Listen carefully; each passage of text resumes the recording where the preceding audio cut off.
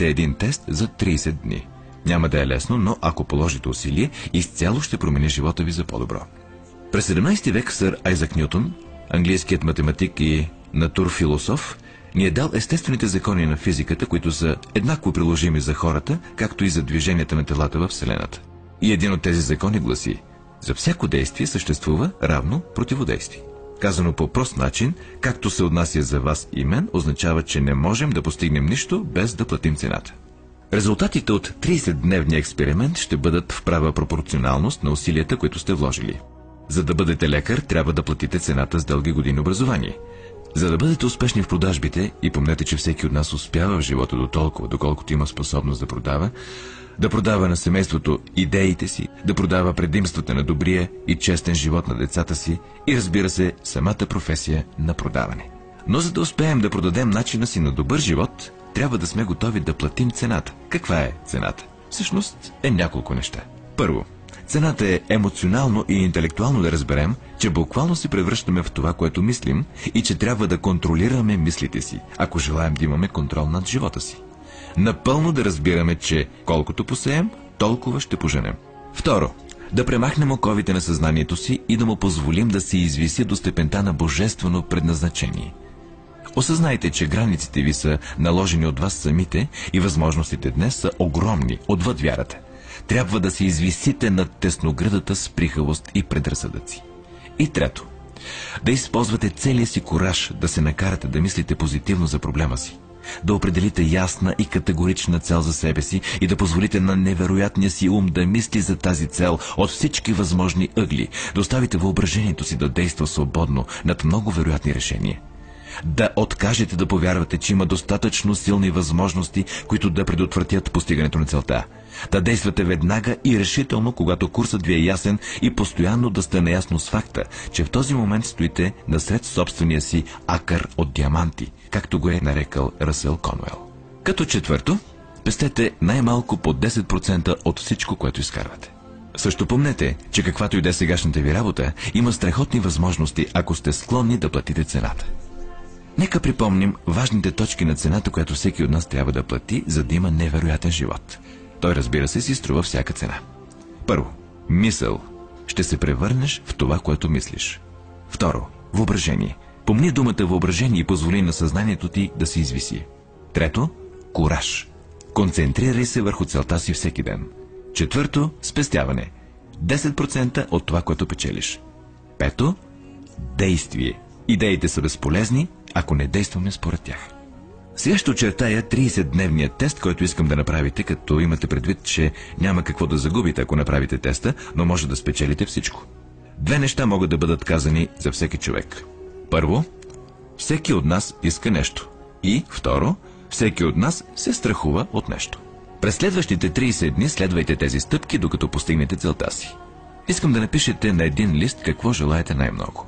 Може да искате да удвоите печалбите си или да направите определена сума пари. Може да искате красив дом, успех в работата, определена житейска позиция, хармония в семейството. Всеки от нас желае нещо. Напишете на един лист точно какво желаете. Опишете само една цел и ясно я дефинирайте. Не е нужно да го показвате на когото и да било, даже е най-добре да не го показвате на никого. Носете картончето с вас, така че да може да го гледате по няколко пъти на ден. Мислете за целите си по весел, отпускащ и позитивен начин всяка сутрин, когато станете, и веднага ще има към какво да се стремите. Причина да ставате от леглото сутрин, смисъл на живота ви. Поглеждайте картончето всеки ден и преди да си легнете.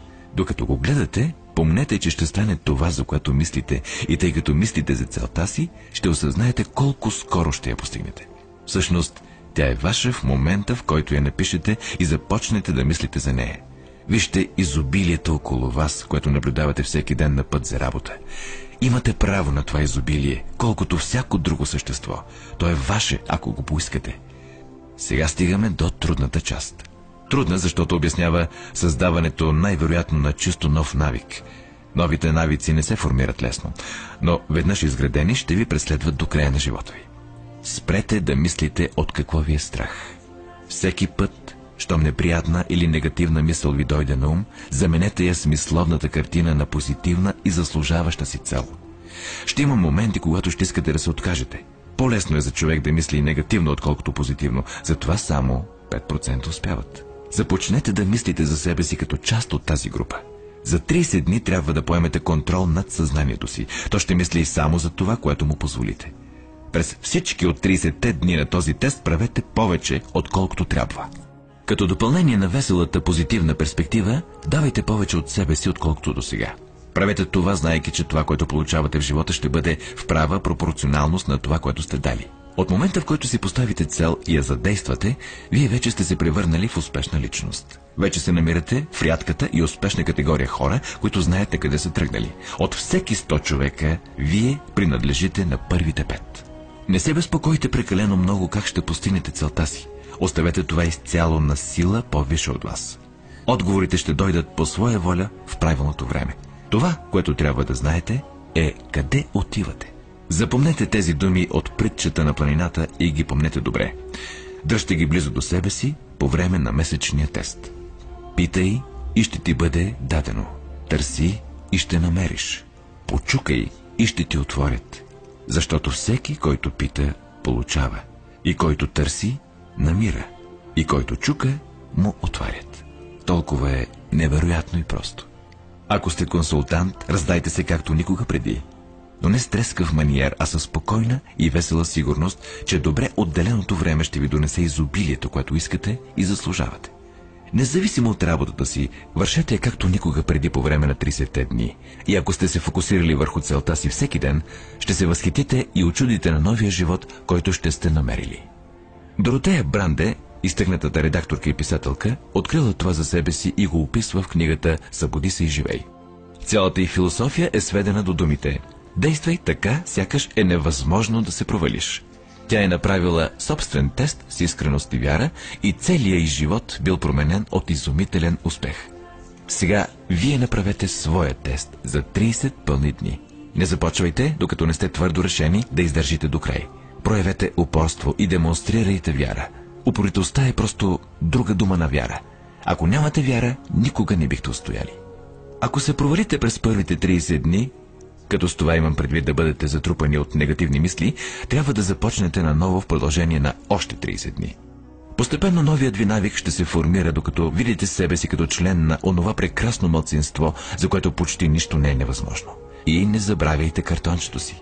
На едната му страна напишете целта си, каквато и да е тя. На другата страна запишете думите от притчата: питай и ще ти бъде дадено. Търси и ще намериш. Почукай и ще ти бъде отворено. Защото всеки, който пита, получава. Нищо велико не е постигнато без вдъхновение. Направете така, че през първите 30 дни вашият собствен импулс да е на върха. Преди всичко не се тревожете. Тревогата носи страх, а страхът осакатява и парализира. Единственото нещо, което може да ви накара да се тревожите по време на теста, е, че се опитвате да постигнете всичко сами. Знайте, че това, което трябва да сторите, е да държите целта пред вас. Всичко останало ще се реши от само себе си. Помнете също да бъдете спокойни и ведри. Не позволявайте на дребни неща да ви ядосат и отклонят от пътя. След като изпълняването на този тест е трудно, някои ще кажат: защо въобще го правя? Ами, погледнете алтернативата. Никой не иска да се провали. Никой всъщност не желае да бъде посредствен. На никой не му се живее постоянно страх, безпокойство и безсилие. Следователно, помнете, че каквото посеете, това ще поженете. Ако сеете негативни мисли, животът ви ще се изпълни с негативни неща.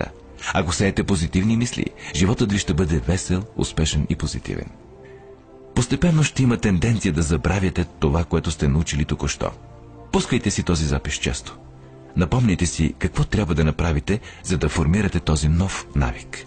Събирайте цялото си семейство в равни интервали и слушайте това, което е казано тук. Повечето хора ще ви кажат, че искат да правят пари, без да се съобразяват с закона. Единствените хора, които правят пари, работят в монетен двор. Останалите от нас изкарват пари. Това е причината някои хора, които търсят нещо в замяна на нищо, да се провалят в живота.